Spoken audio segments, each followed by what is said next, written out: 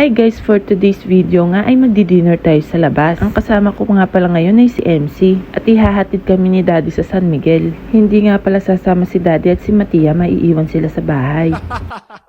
Fast forward nga guys, ayan kasama na namin si Tita Clara. First time nga namin sumakay dito, ewan ko kung anong tawag dito. Para siyang jeep na van na bus.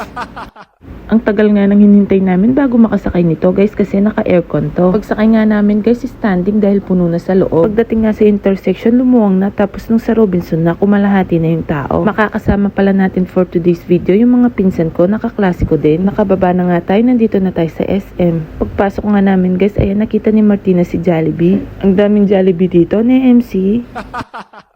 Dahil wala nga kaming pera guys, kumuha muna kami. Ang hirap pa mga kumuha ng pera, laging walang laman yung mga ATM. Nung may pera na nga kami guys, ayun nag-grocery muna kami. Bibili lang ako ng mga snacks ng mga bata. Tapos na nga tayong mamili guys, sabay bayad na din. After nga namin sa supermarket, ayan nakita na namin si Anessa. Nagme-message pa mo siya, nasa na daw kami.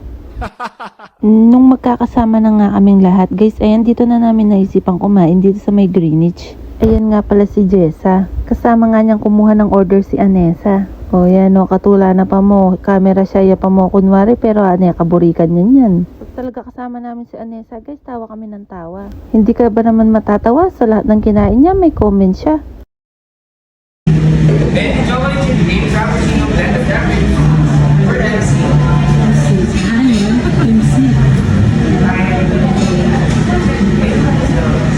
And yes nga guys, after namin dun sa Greenwich, dito naman kami sa Starbucks. At si Clara naman yung kumuha ng order. At dahil late na nga din to guys, tinanong ko si Daddy kung anong gusto niyang pasalubong. Napili niya nga Dunkin Donut. Kaya nagpa-tick-up nga ako ng Dunkin Donut.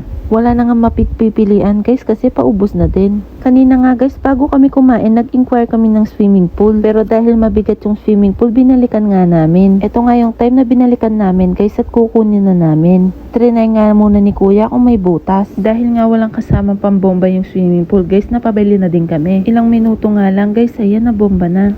At nung okay na nga guys, ayan pinahigop ulit. 2-in-1 na nga yung pwedeng pambomba, pwede rin panghigop ng hangin. After nga nun guys, umuwi na kami. At may sasakyan nga si Jessa, kaya ayan ihahatid nila kami.